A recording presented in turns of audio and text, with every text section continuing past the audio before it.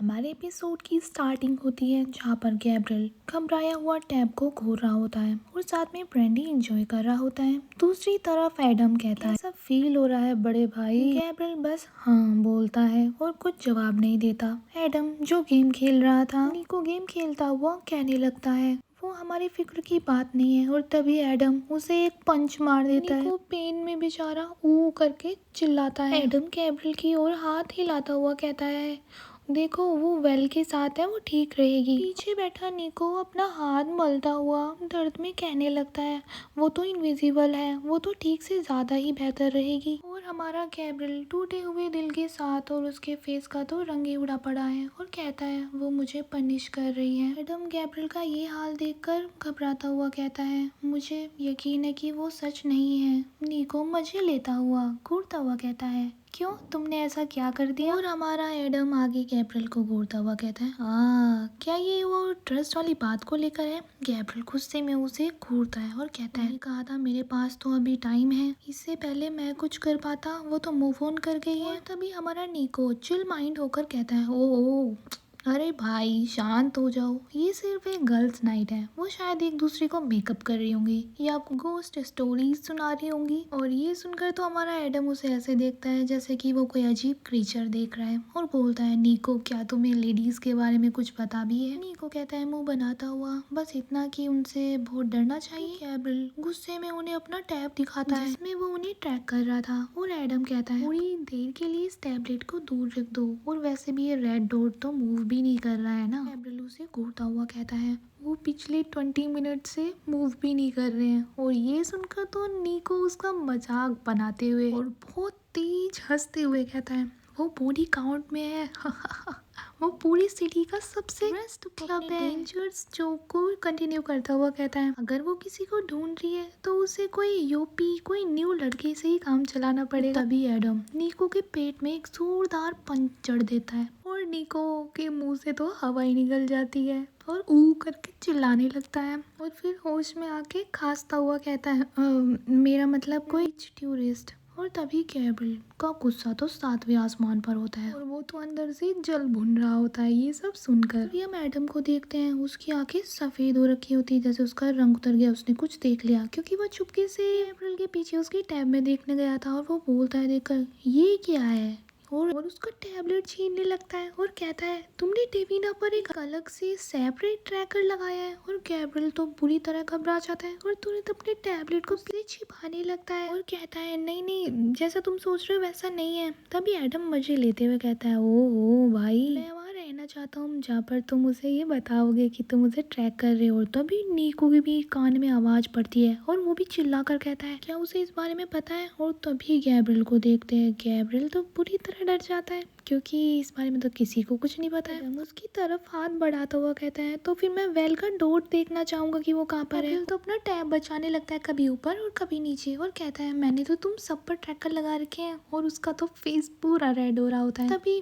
Gabriel थोड़ा शांत हो जाता है और टैब में उसे देखने देता है और हम देखते हैं गैब्रियल के गाल लाल हो रहे होते हैं क्योंकि वो अब मूव करने लगते हैं ट्रैकर में। एडम एकदम चिल्ला के कहता है ये तो मूव कर रहे हैं। गैब्रियल तो ये देखकर थोड़ा ब्लश कर रहा होता है और तभी निको तो अपना गेम छोड़ के आ जाता है और बोलता है वो कहीं जा रहे हैं, उस गली में तो कोई क्लब ही नहीं है। तभी एडम कहता है वहाँ तो सिर्फ एक खाली सा वेयर हाउस है। गैब्रियल एक सीरियस और एक मिस्ट्री अंदाज में कहता है क्लब तो सिर्फ एक दिखावा है कवर करने के लिए, ये किसी और बड़े काम में लगी है। दूसरी ओर वेयर हाउस में देखते हैं जहाँ पर वेल बोलती है चुप रहो, यहाँ जगह बाहर से सुनसान दिख रही है लेकिन अंदर मशीनों के चलने की आवाज आ रही है, मतलब कोई अंदर है। डेविना उसे मुड़कर देखती हुई कहती है कंप्यूटर फैंस, बहुत सारे कंप्यूटर फैंस चल रहे हैं। वेल अंदर घुसने के लिए शीशा विंडो तोड़ देती है और डेविना देख कर कहती है ऑल क्लियर है। और वेल उसके पीछे छुपती छुपती आती है। वेल नीचे झुक जाती है और बोलती है न्यू बीज को पहले मौका मिलना चाहिए। तो डेविना आगे जाती है। हमारी डेविना तो इन चीजों में एक्सपर्ट है। वो तभी विंडो के थ्रू अंदर लैंड करती है। वेल भी अंदर आ जाती है और वेल कहने लगती है ये क्या है, कोई डाटा प्रोसेसिंग सेंटर है। तभी डेविना बोलती है नहीं ये एक माइनिंग रिंग है। वेल मुंह बनाते हुए चिढ़कर बोलती है मतलब लेविना एक स्माइल के साथ कहती है, कोई यहाँ क्रिप्टो करेंसी कर रहा है। वेल लेविना से आगे चली जाती है और कहती है ये कोई बिग डील नहीं है, ये इलीगल भी नहीं है। लेविना चारों तरफ देखती हुई कहती है ये कोई प्रॉफिट की बात भी नहीं है, जब तक कि इसमें कोई एनर्जी कंज्यूम करने के लिए ज्यादा पे ना कर रहा हो। और तभी वेल हैरानी से कहती है शहर के सबसे बड़े बिजली घोटाला के लिए तो किसी बड़े मेजर प्लेयर की जरूरत होगी।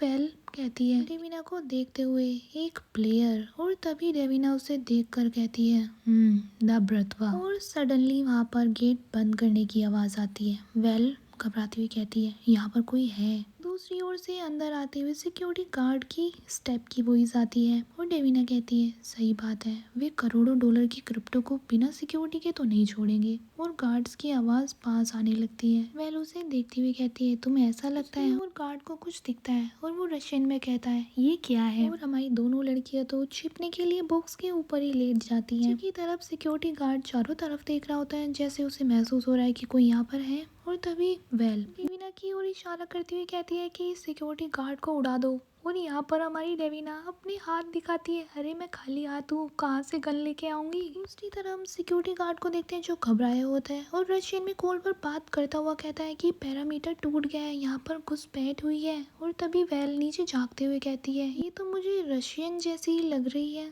चलो यहाँ से फौरन निकलते हैं। तभी डेविना उंगली से इशारा करते हुए कहती है कि नहीं देखो, जो चीजें उन्होंने चोरी की थी वो शायद उस क्रेट्स में रखी है। डेविना तेजी से सामान की ओर भागती है। घबरा जाती है, उसे भागते हुए देखकर उसे हाथ दिखाती है रोकने के लिए और उससे घबराती हुई कहती है हमें उस सामान की जरूरत नहीं है, हमें अब पता चल गया है कि इसके पीछे कौन है। और डेविना तेज भागती हुई कहती है मेरा लैपटॉप। वेल पीछे से कहती है मैं तुम्हें नया खरीद दूंगी, बस यहाँ से चलो। वेल डेविना के हाथ को पकड़ लेती है रोकने के लिए और कहती है डेविना हम यहाँ पकड़ी नहीं जा सकते, परिवार पहले से ही बहुत ज्यादा ट्रबल में है। और हमारी माफिया डेविना कैसे मानने वाली थी, वो उसका हाथ झटक देती है और आगे की तरफ बढ़ने लगती है और बोलती है मैं इस सेफ के सामान के बिना यहाँ से नहीं जाऊंगी। ये सुनकर तो वेल भी हैरान हो जाती है और कहती है सेफ, तो ये सब सेफ के लिए था। डेविना पीछे मुड़कर कहती है कॉन्फिडेंट होकर उनके लिए बहुत इम्पोर्टेंट है। और ये सुनकर तो वेल को एक झटका सा लगता है। वो मुंह बनाते हुए हाँ भरती है और कहती है ये हटो यहाँ से, तुम्हें पता भी नहीं है कि तुम क्या ढूंढ रही हो। वेल खुद तेजी से वहाँ जाती है और सामान ढूंढती है और कहती है मिल गया। और वे दोनों वहाँ से भागते हैं और वेल को पीछे से डेविना कह रही होती है कि कोई आ रहा है। वेल जल्दी से बाइक की तरफ जाने लगती है और कहती है बाइक की तरफ चलो। और हम देखते हैं दोनों लड़की वेयर हाउस से बाहर आ चुकी होती हैं और उनके पीछे एक शैडो दिख रही होती है। और हमारी वेल कहती है चलो बाइक की तरफ चलते हैं। और वो जो शैडो होती है और तभी हम देखते हैं वो एमी होता है जो फ़ोन पर बात कर रहा होता है, बोलता है हेलो मैं एक गुप्त टिप देना चाहता हूँ, एक वेयर हाउस इन प्लांटेस डेला कोई किस क्रूजे में एक वेयर हाउस है, ऐसा लगता है कि वहाँ चोरी हुई है। वो एमी ने यहाँ पर प्लानिंग के साथ आया था और वहाँ पर क्लब में भी वो प्लानिंग के साथ ही गया था। और हमारी दोनों लड़की तो बाइक की सीट पर बैठी होती हैं। डेविना घबराती हुई वेल से कहती है आई एम सॉरी वेल।